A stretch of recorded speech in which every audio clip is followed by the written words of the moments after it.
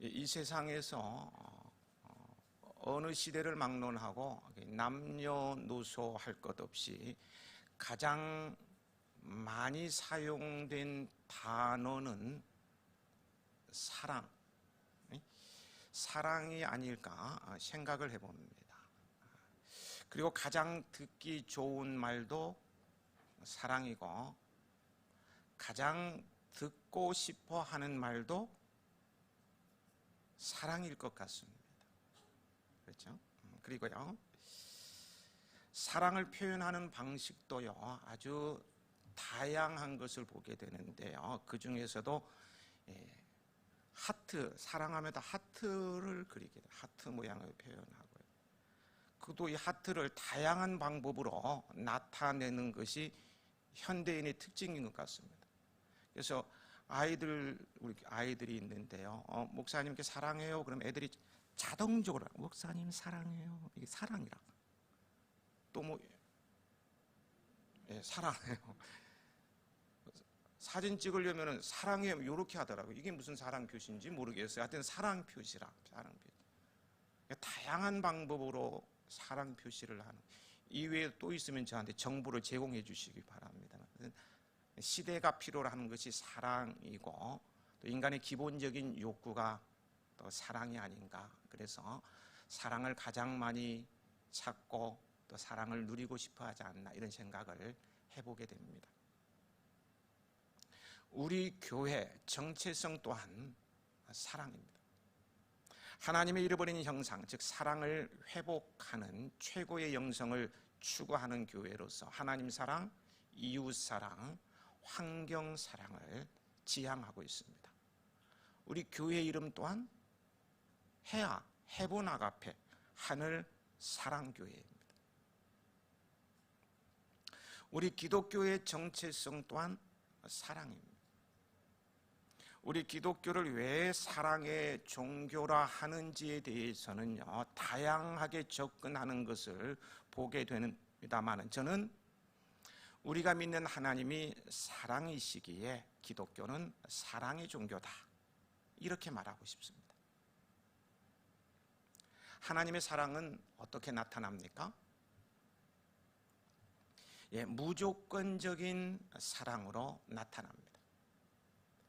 죄로 인하여서 인간은 하나님과 원수가 되었음에도 하나님은 우리를 무조건 사랑하셨습니다. 인간의 사랑은 보면은요, 조건이 있어요. 조건적인 사랑으로요, 상대가 사랑할 만한 조건을 가지고 있을 때 사랑합니다. 내 부모님이기 때문에 사랑해요. 내 자녀이기 때문에 사랑하죠. 내 아내, 내 남편이기 때문에, 내 친구이기 때문에 사랑하게 되고요. 나에게 잘해주는 사람이기 때문에 사랑하게 돼요. 나에게는 영적 지도자고 영적 아버지이기 때문에 목사를 사랑하게 되는 거예요. 그러나 조건이 바뀌면은요, 그 사랑이 식어지고 그렇게 좋아 죽겠다고 하던 부부간에도 왼수가 되는 거예요. 왼수가 돼버린다는 거예요.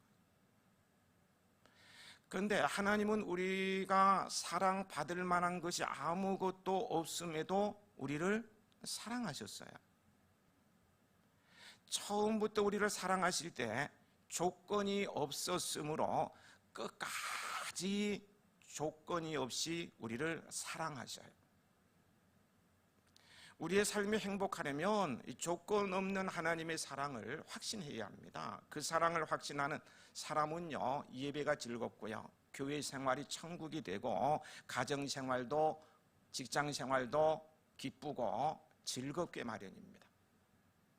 하지만 많은 사람들이 자기의 행위에 따라서 하나님의 사랑을 받거나 못 받는다는 생각을 가지고 있어요. 내가 하나님의 말씀에 순종하면 사랑을 많이 받고, 그렇지 않으면 사랑을 적게 받는 것으로 오해하고 있습니다.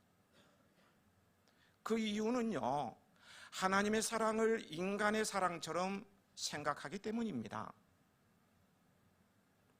그러나 하나님의 사랑은요, 내 조건에 의해서 결정되는 것이 아니고 내가 제대로 살았느냐 못 살았느냐에 따라서 결정되는 것도 아닙니다. 왜냐하면 처음부터 하나님은 나의 모든 것을 다 아시고 조건 없이 사랑하셨기 때문입니다. 이런 사랑을 알 때요, 어떤 상황에서도 낙심하지 않으며 가슴으로 하나님을 사랑하게 될 것입니다. 하나님의 사랑은 변하지 않는 사랑으로 나타납니다.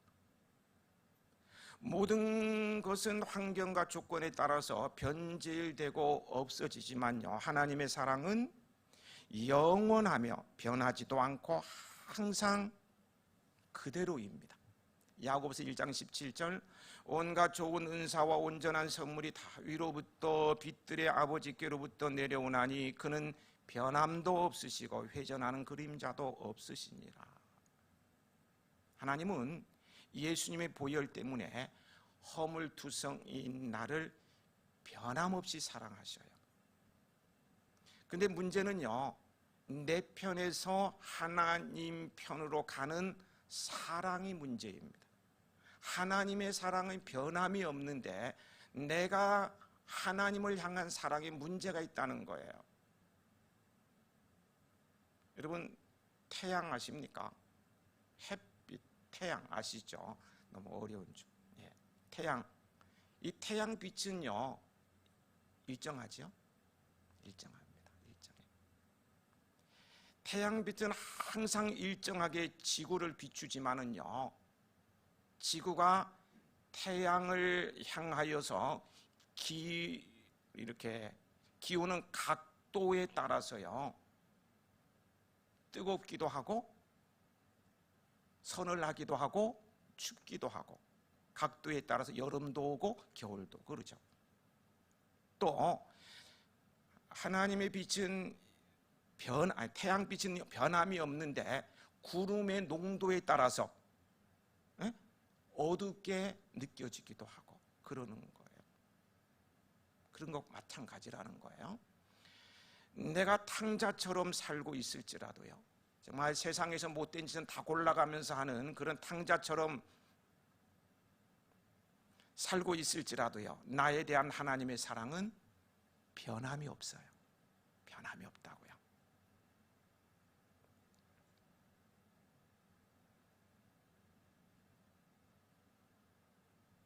그래서요, 하나님의 사랑을 내가 느끼지 못하는 것은요, 내가 하나님을 향해서 바르게 서 있지 못하기 때문입니다. 하나님을 향한 나의 사랑의 각도를 딱 맞추기만 하면은요, 변함없는 그 하나님의 사랑을 뜨겁게 느끼며 살게 되는 것입니다. 이걸 맞추지 못해서 문제가 생기는 거예요. 하나님의 사랑은 변함이 없습니다. 하나님의 사랑은 모든 것을 아낌없이 주시는 것으로 나타납니다. 하나님은 우리를 너무도 사랑하시기 때문에 아들 예수 그리스도를 어둠과 절망에 그늘진 땅에 보내어 우리의 죄를 대속하여 잃어버린 기업을 회복시키시고 영생을 주시기 위해 죽게 하셨습니다. 사랑하는 아들이 온몸이 찢어지고 손과 발목에 못이 박혀서 몸부림칠 때도요, 우리를 사랑하셔서 아들의 절규를 외면하셨습니다. 마태복음 27장 26절에 보면은 참 처절한 아들의 절규가 나오죠. 엘리 엘리 라마 사박다니, 하나님 하나님 어찌하여 나를 버리시나이까? 나의 하나님 나의 아버지 어떻게 나를 버리십니까? 이 절규를 외면하셨어요. 이렇게 유일하신 아들까지 내어주셨다면 못 주실 것이 아무것도 없는 거예요. 로마서 3장 32절, 로마서 8장 32절, 자기 아들을 아끼지 아니하시고 우리 모든 사람을 위하여 내주시니까 어찌 그 아들과 함께 모든 것을 우리에게 주시지 않겠느냐. 이와 같이 하나님의 사랑은요, 모든 것을 아낌없이 내어주시는 사랑입니다. 하나님께서요, 우리를 왜 이처럼 사랑하시는 것일까요? 뭐 조건 없이 사랑하시고요, 그냥 모든 것을 아낌없이 변함없이 사랑하시고, 왜 이처럼 우리를 사랑하시느냐는 거예요. 하나님의 본질이 사랑이기 때문이고요, 우리를 그분의 자녀로 삼으셨기 때문입니다. 부모가 자녀를 낳으면요, 조건 없이 최선을 다해서 자녀를 양육합니다. 자녀를 양육하는데 조건을 내걸는 부모는 없어요. 내가 직장을 그만두는 한이 있어도 조건 없이 자식을 양육하는데 최선을 다, 그게 부모예요. 이것이 자녀에 대한 부모의 사랑으로요, 하나님께서 부모에게 주신 것입니다. 하나님께서 그와 같이 우리를 사랑하셔요. 사랑하신다. 근데요, 그 사랑은 넓고 길고 깊고 높아서 무엇으로도 측량할 수가 없습니다. 하나님은 사랑이십니다. 사랑이세요. 우리는 이토록 사랑하신 하나님께서, 우리를 이토록 사랑하신 하나님께서요, 레위기 19장 18절에 명하십니다. 내 이웃 사랑하기를 내 자신과 같이 사랑하라. 우리 주님 예수님께서도요, 요한복음 13장 34절에 내가 너희를 사랑한 같이 너희도 서로 사랑하라고 명하셨어요. 이러한 하나님과 주 예수 그리스도의 명령을 받던 바울은 오늘 본문을 통해서 우리에게 사랑을 촉구하시는 것입니다. 8절을 함께 읽어보실까요? 피차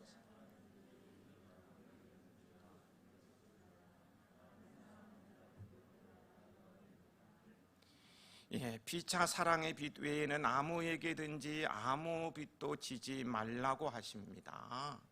여러분, 지금까지 살아오시면서요, 빚으로 힘든 적이 있으신가요? 빚이 있다는 사실만으로도요, 참 마음에 얼마나 짐이 되는지 모릅니다. 빚진 자의 심정은 빚을 져보지 않으면 이해할 수 없다고 하죠. 저는 빚을 져보지 않았기 때문에 빚진 자의 마음을 잘 알지는 못할 것 같은데요. 근데 저의 부모님이 빚에 쪼들리는 삶을 늘 사셨기 때문에 생생하게 기억이 납니다. 이 빚진 자는요, 항상 긴장되어 있습니다.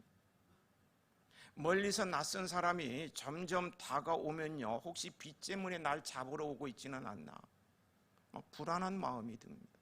누가 쳐다보기만 해도 나를 찾는 사람이 아닌가라는 생각이 들지요. 전화벨이나 초인종이 울려도요, 누가 대문을 두드려도 마음이 덜컹 내려앉습니다. 집에서 밖으로 나오는 것이 불안해서요, 나오지 못하고요, 밖으로 나왔으면 집으로 들어가는 것이 불안해서 못 들어가. 불안.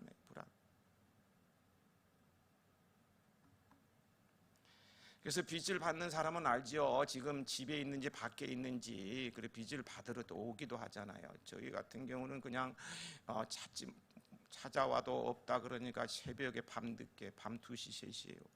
밤에 새벽에 와서 문 밖에서 막 찾으면 저희 부모님이 저한테 경호야, 나가서 엄마 아빠 없다 그래. 참 기가 막힐 일이죠. 어린 나이에 얼마나 상처가 됐는지 정말 죽고 싶어요. 밖에 나가서 엄마 아빠는 지금 방에 이불 뒤집어서 눕고 계시는데 가서 엄마 아빠 없어요. 그래서 제가 키 눌리고 살아요. 키가 팍 꺾이고 사는 거예요. 시골에서 집이 없어가지고 남의 집에 들어가서 사는 경우도 저희밖에 없었어요. 그냥 다 빚에 쪼들리고 누구 오기만 하면 또 숨어야 되고 너무 힘들어요.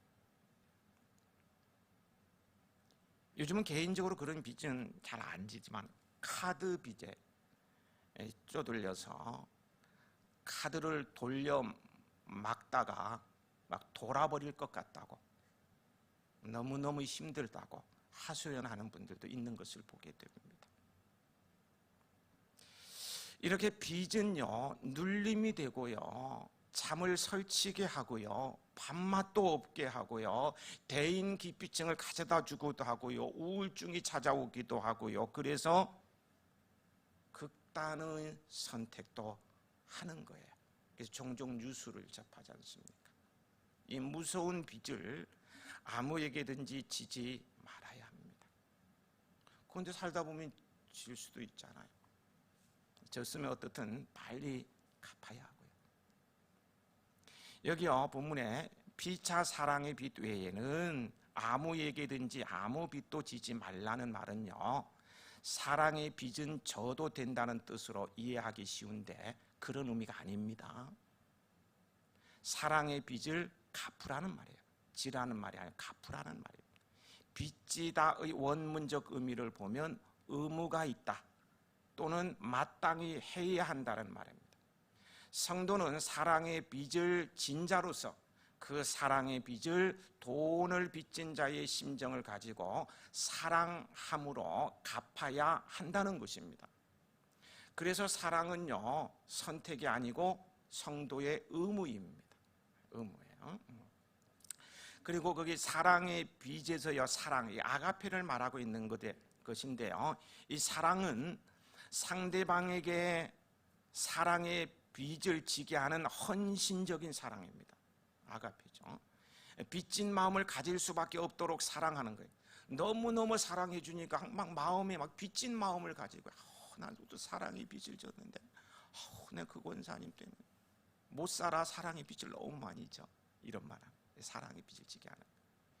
이는 어떤 보상이나 대가를 바라지 않고 베푸는 사랑에서 나오는 것이죠. 보상을 바라는 사랑은 누구나 할 수 있어요.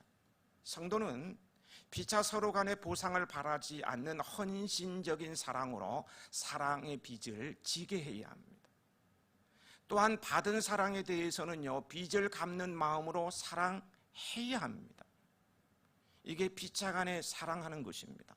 이해가 되시는 거예요? 아무도 고개 끄덕끄덕 안 하시네. 이해가 되시는 겁니까? 예.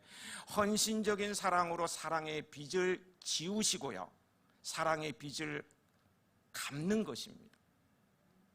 오늘 하루도 성도 간의 사랑의 빚을 지우기도 하고 갚기도 하며 즐겁고 행복하게 보내셨으면 좋겠습니다. 한편 바울은요, 자신을 빚진 자라고 하였습니다. 1장 14절에 헬라인이나 야만인이나 지혜 있는 자나 어리석은 자에게 다 내가 빚진 자라. 이는 그가 복음의 빚진 자로서 빚을 갚는 심정으로 열정적으로 복음을 전했다는 것을 보여줘야. 사도 바울은요, 정말 그랬습니다. 불철주야, 쉬지 않고 뛰어다니면서요, 복음의 빚을 갚았어요. 사랑의 빚도 이와 같이 열정적으로 갚아야 합니다. 그렇다면요, 우리가 빚을 갚아야 할 사랑의 대상은 누구일까요? 우리는 먼저 주님께 갚을 길이 없는 엄청난 사랑의 빚을 진 자로서요, 열정적으로 주님을 사랑함으로 그 빚을 갚아야 하겠지요. 어떻게 갚아요? 이것, 주님께 사랑의 빚은요, 계명을 지키는 것으로 갚을 수 있어요. 주님의 계명을 지키면 주를 사랑하는 것입니다. 그리고요, 이웃을 사랑하라는 주님의 말씀에 따라서 믿음의 형제, 이촌 간에 피차 사랑하는 것을 포함한 세상의 모든 사람을 사랑의 대상으로 여기고 사랑해야 합니다. 거기에는요, 병들고 소외되고 나와 생각이 다르고 성격이 다르고 지위가 다르고 문화적 수준이 달라도 사랑해야 합니다. 피부색이 달라도 사랑해야 합니다. 그리고 원수까지 세상의 모든 사람들을 사랑해야 합니다. 사랑은 우리 성도들에게 있어서는 선택이 아니라 뭐라고요? 의무입니다. 의무예요. 어떻게 사랑해야 합니까? 9절에 보면은 바울은 다른 사람들과의 관계의 계명들을 열거한 후에 이 모든 것이 내 자신과 같이 사랑하라 하신 그 말씀 가운데 다 들었느니라고 하였습니다. 함께 9절 읽어보실까요? 간음하지 말라.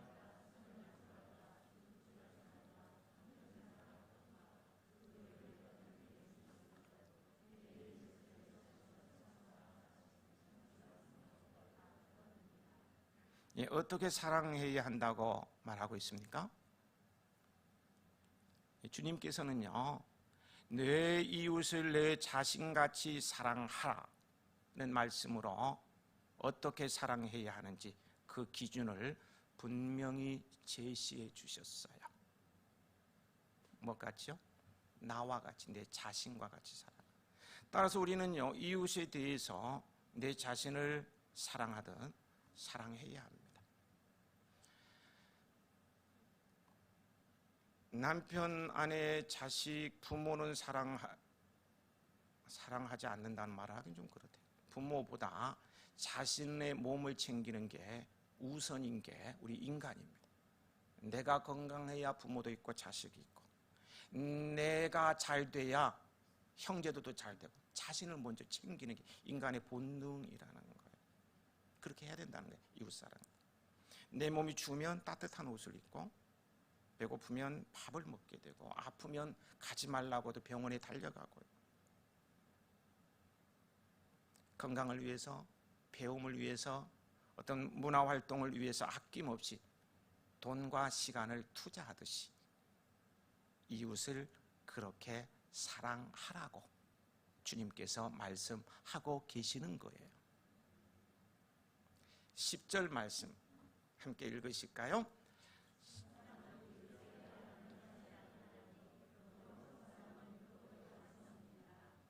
여기 사랑은 이웃에게 악을 행하지 아니하나니라는 말씀을요, 악을 행하지 않는 것이 사랑이다 라는 의미로만 이해해서는 안 됩니다.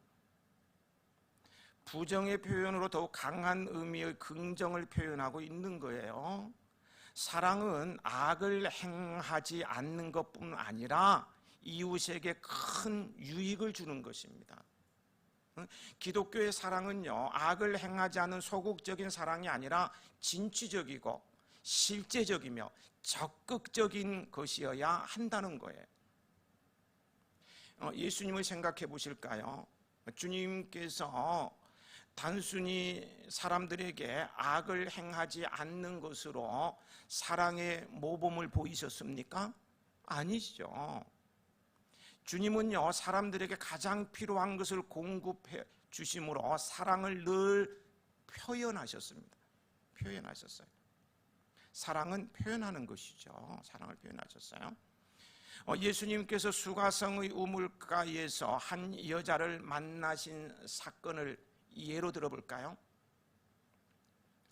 인적이 드문 시간을 택해 우물에서 물을 기르려 했던 남편이 5이 있었고요. 지금 함께 사는 자도 남편이 아닌 여자에게 주님께서는 어떻게 하셨습니까? 그녀에게요, 먼저 말을 건네셨어요. 이게 아무것도 아닌 것 같지만요, 이 여자는 놀랬을 거예요. 지금 왜 아무도 없는 시간을 타서 물 길르러 왔을까요? 자신의 삶을 알기 때문에 사람들이 보면 저주하고 돌멩이 던지고 지저분하다고 손가락질 할까 봐서 아무도 없는 시간에 물 길르러 온 거예요. 그런 그에게 예수님께서 따뜻한 말을 건네니까요, 충격이잖아요. 끔찍했어. 이거 왜 이러시나? 외면하거나 손가락질을 할 줄 알았는데, 누군지 모르지만은 나중에 알고 보니까 예수님이지만 이분은 먼저 말을 건네시는 거예요. 그리고 거기서 끝나는 게 아니라 영원히 마르지 않는 샘물을 허락해 주시고요, 그녀에게 영적인 진리를 차근차근 설명해서 가르쳐 주었어요. 그래서 완전히 새로운 삶을 살게 하셨잖아요. 완전히 변화된 세상. 주님은 자신의 사랑을 적극적으로 표현하셨습니다. 진정한 성도는 주님의 모범을 따라 행하는 성도지 않습니까? 적극적으로 사랑을 표현하는 주님의 모습을 닮아가는 것이 성도의 사명이라고요. 우리는 이웃에게 피해를 주지 않는 것에 만족해서는 안 돼요. 적극적으로 이웃에게 사랑을 표현해야 합니다. 웃는 자와 함께 웃어주고요, 우는 자들과 함께 울어주고요, 김치도 담았으면 나눠 먹고요, 부침개도 했으면 함께 먹고요, 외로워하고 있으면 볼링도 함께 가서 쳐주고요, 말벗도 되어주고, 이렇게 함으로 사랑을 표현해야 합니다. 이 모습이 주님께서 원하시는 참된 성도의 모습입니다. 그리고 사랑에는 진심이 담겨야 합니다. 성경은 행함과 진실함으로 사랑하라고 요한일서 3장 18절에 분명히 교훈하고 계셔요. 진심으로 사랑한다면요, 악을 행할 수 없습니다. 오히려 상대방을 기쁘게 하고 유익이 되는 존재가 되기 위해서 최선을 다해서 행동을 하게 될 거예요. 율법을 완성하는 사람들은요, 어떤 인간의 한계, 자신의 어떤 한계를 초월하는 것을 보게 됩니다. 우리가 잘 아는 사람을 예로 듭니다. 아프리카 원주민을 위해서 헌신한 슈바이처 아시죠? 또 미국의 인종차별 철폐를 위해서 헌신한 루터킹 목사를 아시죠? 그분들을 생각해 보십시오. 그들은요, 이웃에 대한 사랑을요, 말로만 하지 않았습니다.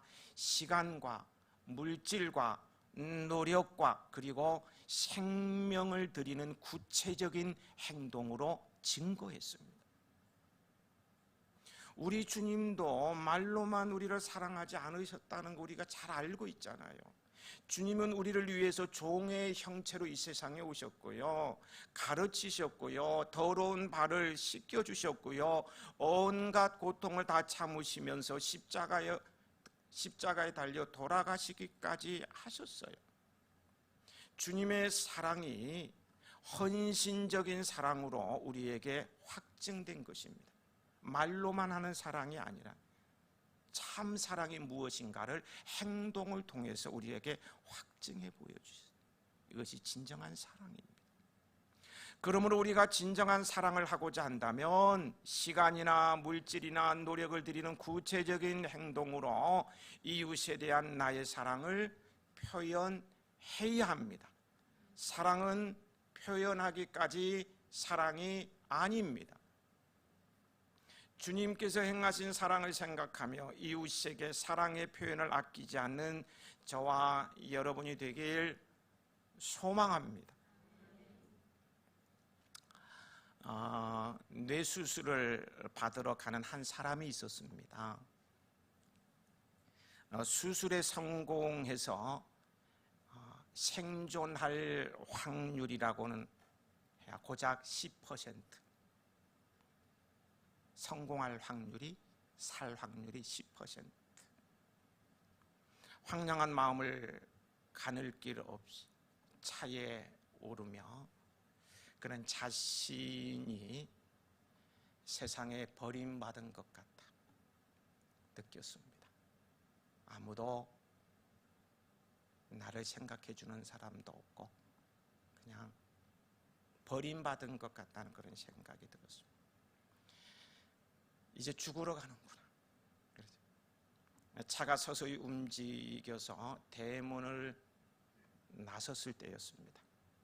그때 거리 양쪽 모든 집의 현관문이 일제히 열리고요, 동네 사람들이 나와서 그를 향해 손을 흔들어 주는 거죠. 이웃 사람들이 그의 수술 성공과 건강에 기원하면서 모두 함께 우리 차 타고 떠나는 순간에 나와서 손을 흔들어 주자 약속한 일이었습니다. 저도요, 원인 모를 병에 걸려서 헤매다가 그대로 죽을 수는 없어서 막연하게 살 길을 찾아 나설 때요, 이 걸을 수도 없으니까 택시를 타고 동네를 이렇게 떠나 나오려고 하는데요, 동네 사람들이 다 나와서 잘 다녀오라고 손을 흔들어 주십니다. 그 가운데는요, 저를 다시 보지 못할 것 같은 느낌이 들었는지 우시는 분도 계시고, 돈을 주머니에 집어넣어 주면서 맛있는 거 사 먹어 이렇게 하는 분도 계셨습니다. 절망했던 환자는요, 동네 사람들이 자신을 위해 손을 흔들어 주는 것을 보면서, 문을 탁 열고는 동네 사람이 쭉 나와서 손을 흔들어 주는 것을 보면서, 나는 사랑받고 있어. 나는 사랑받고 있어. 나는 나 혼자가 아니야. 동네 사람들은 다 나를 사랑하고 있어 하는 생각에 가슴 가득한 새로운 희망과 용기가 솟아올랐습니다. 살 이유가 생기는 거예요. 동네 사람의 배웅을 받으며 집 떠났던 저도요, 건강을 회복하고 두 다리로 걸어서 동네 사람들의 환영을 받으면서 집으로 돌아와서 오늘까지 잘 먹고 잘 살고 있습니다. 잘 살고 있어요. 동네 사람들이 대문 밖에 나와서 손을 흔들어 주는 거, 우리 그냥 대문 좀 열고 손 좀 흔들어 줍시다, 이렇게 하는 거요, 정말 작은 시도죠. 아무것도 아닌 작은 시도이지만요, 한 생명에게 위로와 용기를 주고 그 생명을 살릴 수도 있어요. 살릴 수 있었던 거예요. 작은 사랑과 격려가 귀중한 한 생명을 살릴 수 있다면요, 우리의 시도와 노력은 충분히 아름다운 일입니다. 손 하나 흔드는 거 아무것도 아니지만 이건 충분히 아름다운 일이라고요. 엄청난 일이라고요. 천하보다 귀한 생명을 내가 손을 흔들어 줌으로 살릴 수 있다면, 안 그렇습니까? 엄청난 일이라고. 우리는 어려움을 당한 이웃에게 용기를 주고 격려하고 도움을 주는 그런 사람이 되십시다. 오늘의 말씀을 다시금 정리를 하면은요, 사도 바울은 남을 사랑하는 사람은 이미 율법을 다 이룬 사람이라고 8절에 말을 했죠. 그리고 이어 10계명 중에 하지 말 것을 다룬 계명들, 간음하지 말라, 살인하지 말라, 도둑질하지 말라, 탐내지 말라를 언급하면서 이것이 내 이웃을 내 자신과 같이 사랑하라는 말씀 가운데 다 들어있다, 몽땅 포함되어 있다고 전합니다. 왜 그렇습니까? 진심으로 사랑하면 상대방에게 피해를 주는 행동을 하지 않기 때문입니다. 사랑하면 이웃에게 악을 행할 수 없습니다. 오히려 큰 유익을 줍니다. 그러기에 사랑은 율법의 완성이다 라면서 오늘 본문을 마무리 짓는 것을 보게 되죠. 그런데 말입니다, 사랑하면 율법의 완성이 되고 사랑하면 참으로 놀라운 일을 이룰 수 있음에도 불구하고요, 그리고 예수님의 사랑을 입은 자로서 주님의 말씀을 따라서 그렇게 사랑을 이루며 살고 싶은데 말이에요, 이 마음먹은 대로 결단한 대로 이루지 못하는 자신의 의지가 못 믿어온 게 또 사실이지 않습니까? 어떤 감정 앞에 그냥 속수무책으로 무너져. 나 사랑해야지. 오늘 가면 사랑 고백할 거다. 그렇게 해놓고 갔는데 인상 쓰는 모습, 나한테 보고 인상 쓴 것도 아닌데 감정적으로 그냥 폭발해가. 아니 내가 왜 저를 사랑해야 돼? 그냥 감정 앞에 의지가 무너져. 어떤 환경 앞에 허무하게 사랑하겠다는 마음이 도망가 버리는 그런 경우가 있다. 그런데요, 이 사랑을요, 이것을요, 의지의 힘이 아닌, 의지의 힘은 언제든 무너질 수가 있으니까요, 이 의지의 힘이 아닌 자연스러우면서도요, 적극적으로 이룰 수 있는 방법, 제가 찾아냈어요. 찾아냈다고. 이럴 때 눈을 번쩍 떠야 되는 거 아닙니까? 찾아냈습니다. 의지로는 안 되는데 자연스럽게 그리고 적극적으로 사랑할 수 있는 방법을 찾아냈다고요. 성경에서만. 무엇일 것 같습니까? 말씀을 드려도 놀라지는 않으실 것 같아요. 한 분도 놀라진 않지만 그래도 찾았으니까 말씀을 드려야죠. 그것은요 성령으로 하는 거예요. 성령으로 하는 거라고. 성령이라고요. 성령에는 뭐가 있느냐? 사랑의 열매가 있어요. 성령의 첫째 열매가 사랑이에요. 오직 성령의 열매는 사랑과 희락과 화평과 오래 참 자비와 양성과 충성인 이와 같은 금지할 법이 없느니라고 했잖아요. 성령 충만한 성령의 사람이 되면 그 성령의 열매인 사랑으로 서로 사랑하며 사는 참 아름다운 성도, 행복한 성도가 될 수 있는 거예요. 내가 막 의지적으로 노력하지 않아도 성령께 이는 힘으로 되지 아니하면 능력으로 되지 아니하면 나의 영으로 되느니라. 성령께서 나를 이끌어서 그 성령의 열매인 사랑으로 사랑하게 만들어 버리는 거예요. 그래서 기독교는 사랑의 종교고요. 기독교인들이 세계 곳곳에 가면서 아프리카면 아프리카 어디든 가서 놀라운 사랑을 이루고 있잖아요. 성령으로 사랑하십시다. 성령으로 서로 사랑하면서 참 아름답고 행복한 삶을 살아가는 우리 모두가 되었으면 좋겠습니다. 네덜란드에 사는 엘리나 할머니는 담배를 끊는 것이 평생 소원이었습니다. 이렇게 가만히 있어봐. 담배 다 안 피우시네요. 교회에서 담배 얘기해야 저는. 근데 담배 얘기를 좀 가지고 왔습니다. 예화가 마땅치 않아서 가져온 것일 수도 있지만 또 그렇지도 않아요. 어쨌든 간에 이 발음이 왜 이래?